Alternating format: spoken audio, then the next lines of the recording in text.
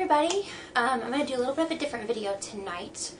Some of y'all may know that despite my various health problems and the way that, sorry, I'm out of breath just from standing up and sitting down. Shows it right there. From the brain fog. Hold on. Various diagnoses that I have. Despite all of that, I am still an athlete, and I pride myself in being an athlete. I do several sports every week, and you may be thinking, how does she do it? A lot of people with my same conditions that maybe have different symptoms or different varying degrees, because all the stuff I have, for the most part, the degrees of disability within it vary. And the specific struggles vary person to person, and quite a lot actually. So they wonder, how am I able to do that? How can I go to the gym and do back handsprings? And how can I, run next to a horse and jump on it while it's moving when I need a service dog and can't walk up a flight of stairs without getting winded?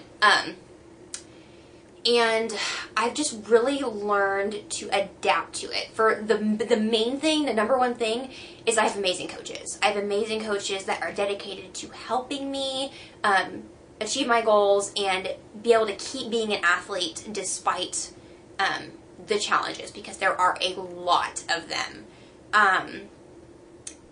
One thing I do every week is I go to the chiropractor.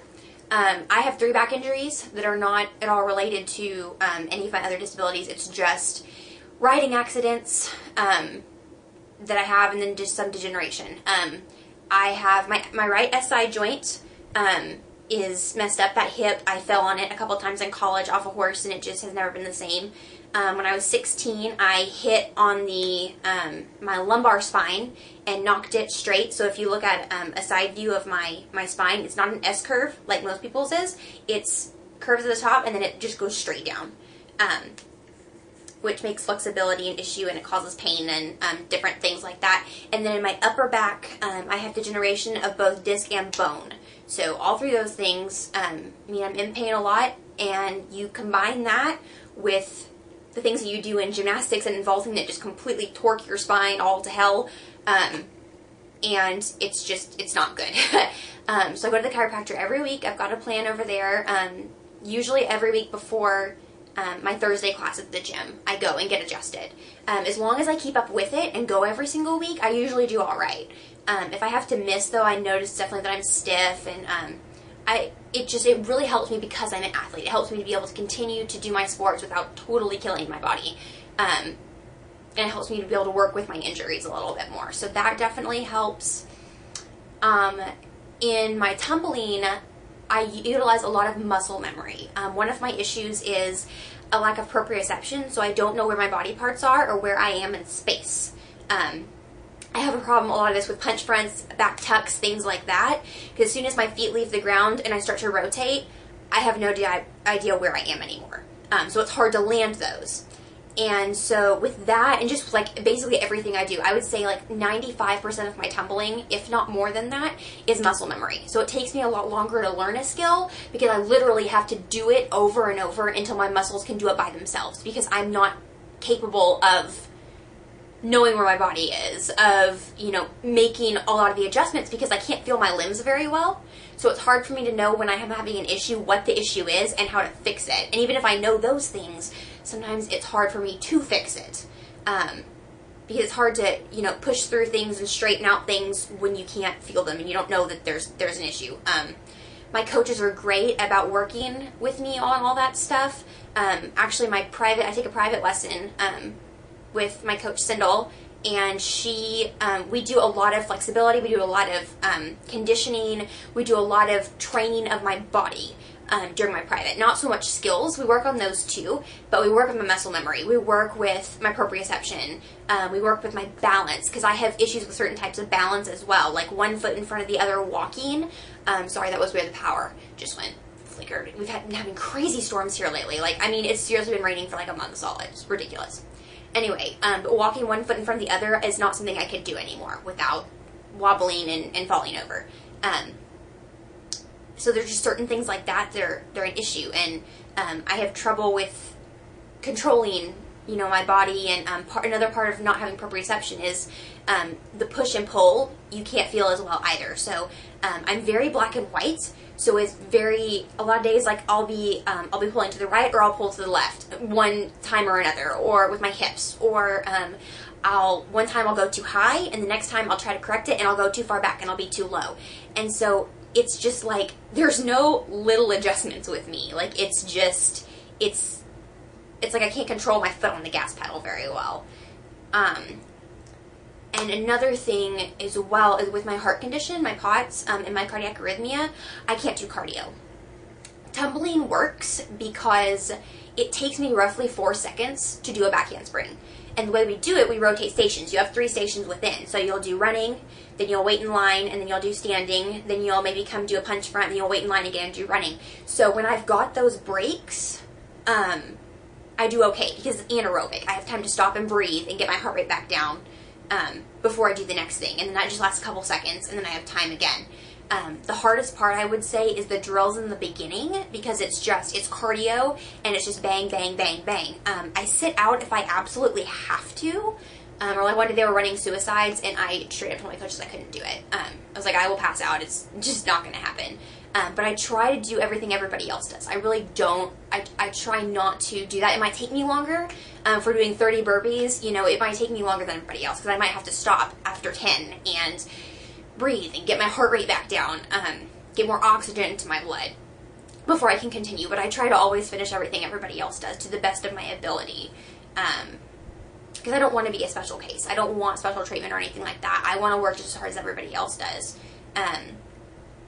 But yeah, my secret to that mostly is knowing my body, keeping it monitored, and my amazing coaches. I have a pulse ox that I take, so I'll check if I'm feeling really exceptionally lightheaded. I'll check my oxygen level, I'll check my pulse, and make sure it's staying kind of within a good target range. Another thing I have started doing is supplementing with potassium before I work out, because I'll try to make what's a whole other long story into a shorter one. But I've been having episodes that have a whole bunch of neurological symptoms, but one of the main things is extreme muscle weakness, to the point that, in my limbs, to the point that I can't really walk very well unassisted. It lasts about 2 hours, and we're thinking it's hypokalemic periodic paralysis. I don't get full paralysis, just extreme muscle weakness, but we're thinking it's because my potassium level is dipping, and that's what's causing it. Very difficult to diagnose, because you have to catch it, you have to get blood work drawn right when you're in an episode, because it doesn't stay low, it pops, it just does this, which would make sense for my autonomic nervous system not working, that just basically all the messages from my brain to my body just don't go where they're supposed to go. These two things do not communicate well, which again is a problem with tumbling, because your muscles and your brain have to kind of be in sync, and mine really aren't. But, so with that, exercise can create and can induce an attack. So I think it's like 545 milligrams of potassium before I work out, like probably 30 minutes before, while I'm stretching. And I drink Gatorade or something with potassium supplement and electrolytes in it, and I force myself to drink. I don't drink a lot. I've heard of that with a lot of people with POTS. It's hard for us to drink a lot of liquid. I don't know why that is. But I put my Gatorade at the front of the rotations at the 3 stations, and every time I come through that rotation, I force myself to take a drink. So that keeps those electrolytes and that potassium flowing into my body, and all that kind of stuff. So that's really been the main thing, is just figuring out what to supplement with, how my coaches need to train me, being able to communicate with my coaches and say, like, okay, I struggle with this, or I can't do this like everybody else, so we need to approach this a different way. And they're really, really open about that. They're so great with me. It's crazy. Because not only do I have several disabilities that make my life difficult, especially for tumbling, but I'm old and inflexible as well. And I have 3 back injuries, so they're great for that. Vaulting is the same way. We take a lot of breaks. A lot of times if we're training, because when my coach trains me now, it's not just get on, do your compulsories, get off. We want to practice when we're up there, and we want to do them right. So she breaks it up for me. She'll have me get on and do maybe the first 2. And then we'll get off, give the horse a break, give me a break. I sit, I drink water, I take my vitals, and then we get back on. Then we do a couple more. And so she's really good about that, about letting me, again, pump the Gatorade, pump the potassium, and after I work out as well, especially when I've been out in the heat doing vaulting, I pump myself with Gatorade, electrolytes, potassium, and sodium afterwards to try to prevent an episode from occurring. We don't know what's causing the episodes, but exercise can, if it's HPP, exercise can induce episodes. And I will say, since I've been pre-treating with that potassium and then taking potassium anytime I start to feel like an episode might be coming on, I have not had any more full ones. So I might have like a partial and then I take potassium and it seems better, but I haven't had it anymore. So I think I'm probably on the right track with that one. And when my blood work came back, my potassium level was in the normal range, but just barely. It was like 0.2 in the normal range. So I think that's kind of what we're on to with that. So that's the main thing, is just monitoring and staying in shape. I notice if I miss a week, then it's a lot harder the next time. So I do a lot of strength, a lot of conditioning, but I stay away from cardio. Cardio is just not an option for me because of my POTS. If I do cardio, I've found I have roughly a minute and a half of straight cardio before my oxygen starts to tank and my heart rate starts to go up. My heart rate goes over 200 and my oxygen has dipped below as low as 94 before. And that's when I start to feel really symptomatic and really not feel well, and because my circulation doesn't work well, it's just not good. So I've just kind of learned what my limits are, but I try to push those as much as I can, and I try to train like everybody else does and make as few, exceptions as possible for that. But yeah, sorry this was kind of long, but I wanted to explain to everybody kind of how I'm still able, how I do have these issues, but I'm still able to be an athlete and to do my sports. And there is something also to be said for getting used to it. The more you do something, the more your body acclimates to it. That's what my coach was saying about back handsprings. He said when you first start adding more than one, you get really dizzy. But once you are used to doing it, then your body has figured out how to change the blood pressure, and it adapts, and so you get used to it. That's what I've seen happen with my drills. We do the same drills every week, so they're easier now than they used to be, and I don't get quite as out of breath and things like that. I also wear compression stockings, they're not socks, but they're compression sleeves on my legs when I tumble, and that tends to help as well. It helps with the blood pooling in my extremities, and it also helps me to be able to feel my legs better, because the pressure gives me more feeling down there, so I can feel what they're doing, and I can control them better and use my power better. So that's just a couple of things. Of course, if you guys have any questions, let me know. I'm going to try to post some videos of me actually doing my different sports, and maybe take the hammer to the gym and explain a few different things on how I adapt. We do a lot of stuff where I don't have to be upside down, so instead of doing like a back bend, we'll do like a cobra, where I don't have to be inverted, because that obviously creates a lot of dizziness and blood, not where it needs to be. So I'll try to show that to some of you guys, and show how I use my privates as like physical therapy, and things that I practice on, and things that have improved. So I hope this clears that up for some of you guys and gives some of y'all hope that you can have disabilities, even ones that really affect your life, and still do the things that you love, and you can still find a way to be active, because I know that's really hard for people with POTS, especially trying to find stuff that's not cardio that we can do. People ask me all the time, when I say I'm going to the gym, they're like, oh, the workout gym? And I just kind of laugh, because I'm like, no, the only thing I can do in the workout gym is the recumbent bike, because literally every other thing is cardio. I can't even do the pool, because the water on my chest makes it hard for me to breathe. So I'm like, no, there's no point in that. But I can go to the tumbling gym and do something anaerobic and still stay in shape, still gain strength, gain muscle.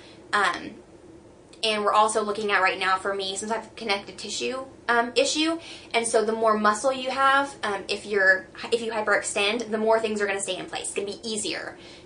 Your heart's going to be in better shape, and it just really helps to be in shape. And I know that's really hard for people with POTS. But if you can find a way to do it the way you can do it. If you need to do a hand cycle, do it. If you need to be on a recumbent bike, do it. Just do whatever works for you, and just gradually work up to it. I can't even walk on a treadmill. Like, even just walking slowly, my oxygen tanks and my heart rate goes up because it's cardio. But I've found other stuff that I can do. And it has also made a huge difference in how I feel about myself, and how normal I feel, and how much I, am not as taken down by disability, because I still have things that I can do. So yeah, I hope this wasn't really encouraging to you guys and cleared up a few things. If you have any questions, we're still pursuing diagnosis for me, so I don't know for sure what's going on.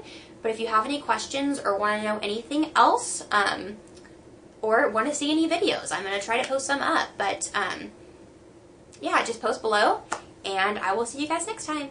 Thanks.